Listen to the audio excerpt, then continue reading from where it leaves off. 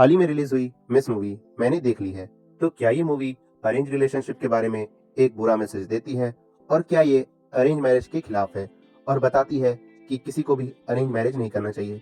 क्योंकि कुछ लोग ये चीज प्रेडिक्ट कर रहे हैं और इसके ऊपर सैकड़ों रील्स बन रहे हैं और बताया ये जा रहा है कि किस तरह से अरेंज मैरिज आपके रिलेशनशिप को खराब करता है और आपको आगे बढ़ने नहीं दिया जाता है। तो मैंने ये मूवी देखी तो मुझे ऐसा नहीं लगा, क्योंकि ये मूवी का कॉन्सेप्ट थोड़ा हटके है। ये मूवी आपको बताना चाहती है कि हर रिलेशनशिप में इक्वल राइट्स होते हैं और आपको एक दूसरे को लेकर के अच्छे से चलना पड़ता है। आपको एक दूसरे के बारे में सोचना चाहिए। जैसे मैन है और वुमेन है तो दोनों को एक दूसरे के प्रति थिंकिंग रखनी चाहिए, क्योंकि ये दोनों एक पहिए के सिक्के हैं। इस स्टोरी में आपको न्यूली मैरिड कपल देखने को मिलते हैं, जहाँ पे जो वाइफ रहती है वो एक स्टूडियो चलाती है जहाँ पे वो बच्चे को डांस सिखाती है और उसे डांसिंग करना बहुत अच्छा लगता है। वहीं उसका पति एक नॉर्मल सा क्लिनिक चलाता है जो कि एक डॉक्टर है। और ये चीज आपको इस मूवी में दिखाई जाती है। मूवी में पति अपने काम के ऊपर बहुत ज्यादा फोकस रहता है और अपनी वाइफ को एज अ ऑब्जेक्ट या फिर हम कह सकते हैं as a helping hand use करता है, क्योंकि उसे लगता है कि हर वुमेन को घर में ही रहना चाहिए और घरों के काम करने चाहिए। वहीं जो अपनी वुमेन कैरेक्टर रहती है, जो कि पत्नी रहती है उसकी, वो मेनली फोकस रखती है कि उसे काम करना है और उसे घर भी संभालना है। लेकिन हमें थ्रू आउट द मूवी ये देखने को मिलता है कि उसे इस सब चीजें करने के लिए नहीं दिया जाता है, खास करके उसको काम के ऊपर फोकस करना, जो कि उसे बहुत खराब लगता है, क्योंकि वो बहुत ज्यादा पैशनेट थी अपने काम को लेकर के। ये चीज आपको इंडियन घरों में देखने को भी मिलती है, जहाँ पे पति काम करने के लिए जाता है और जो नॉर्मल हाउसवाइफ होती है वो घर संभालती है। लेकिन हमें इस थिंकिंग को एज अ इंडिविजुअल वर्क नहीं समझना चाहिए, क्योंकि हर इंसान हर काम कर सकता है। अगर कोई इंसान अपने पैरों में खड़ा होना चाहता है तो उसे होने देना चाहिए, क्योंकि हर इंसान के पास इक्वल राइट्स है, जो कि ये मूवी आपको बताना चाहती है, ना कि अरेंज मैरिज के खिलाफ कोई मैसेज देना चाहती है। ये मूवी में आपको वुमेन साइड दिखाया जाता है, जहाँ पे आपको वुमेन रसोई में ज्यादा इन्वॉल्व होते हुए दिखाई जाती है। वहाँ पे खाना वो किस तरह से बनाती है और बनाने के बाद भी उसे अप्रिसिएशन नहीं दिया जाता।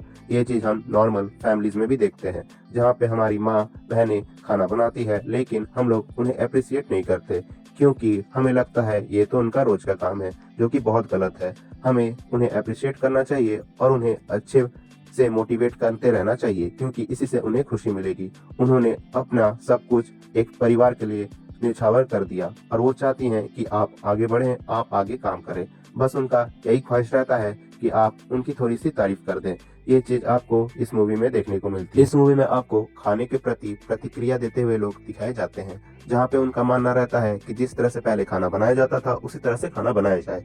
और ये एक पुराना ख्यालात आपको दिखाया गया है इस मूवी के द्वारा, जहाँ पे पीढ़ियों से चल रही जो भी चीजें हैं वो अभी आधुनिक युग के कारण बदली नहीं जाती और एक पौराणिक दशकों तक चली आती है। इस मूवी में आपको पत्नी को एज अ मेड ट्रीट होते हुए दिखाया जाता है, जहाँ पे जो हस्बैंड रहता है वो उसे बहुत बार एज अ मेड यूज करता है और रात में अपने कामों के लिए उसके इच्छा के विरुद्ध जाता है और उससे वो सब काम करता है और उससे एक बच्चे की मांग करता है, जो कि बहुत ही खराब रहता है, क्योंकि वो महिला जो नहीं चाहती है कि उसके साथ ये सब हो और उसके साथ जबरदस्ती किया जाता है। बहुत जगहों में पुरुष अपने से कार्य भी नहीं कर पाता और चाहता है कि महिला उसके लिए कार्य करे। ये चीजें आपको पुरानी ख्यालात की दिखाती है और ये तो एक मेटाफोर के रूप में भी दिखाया गया, क्योंकि उसका पति एक गाय को रहता है और महिलाओं का ट्रीटमेंट करता है।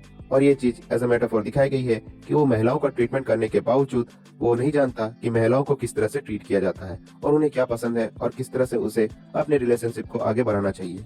ये चीज आपको इस मूवी में दिखाई जाती है। इस मूवी के अंत में महिला हार मान जाती है और अपने परिवार और पति को छोड़ करके चल जाती है, जहाँ पे वो अपनी इंडिविजुअलिटी खोजती है और अपने जॉब में वापस आ जाती है, जो कि उसे पसंद था। अंत में जो पति रहता है वो भी समझ जाता है कि उसकी क्या क्या गलती थी और दूसरे मैरिज में वो ये गलतियां कभी नहीं दोहराएगा। ये आपको इस मूवी के अंत में दिखाई जाती है। ओवरऑल ये मूवी एक अच्छी मूवी थी। ये एक अच्छा मैसेज आपको देती है। ये अरेंज मैरिज के खिलाफ नहीं है, लेकिन ये मूवी आपको बताती है कि हर इंडिविजुअल का एक राइट है और अगर कोई कुछ करना चाहता है तो उसे उस तरह से करने दिया जाना चाहिए और आपको अपने रिलेशनशिप में एक दूसरे को महत्व देना चाहिए और एक दूसरे को रिस्पेक्ट देना चाहिए और उन्हें कभी कभी मोटिवेट करना चाहिए और कभी कभी उन्हें शाबाशी भी देना चाहिए जो उन्होंने काम किया है। हमारे घर में महिलाएं अपना सब कुछ न्यौछावर कर देती है परिवार बनाने के लिए, इसलिए उसे कभी कभी होम बिल्डर भी कहा जाता है, क्योंकि घर हमारा तभी बनता है जब हमारे घर में पत्नियां हमारे घर को बनाती है।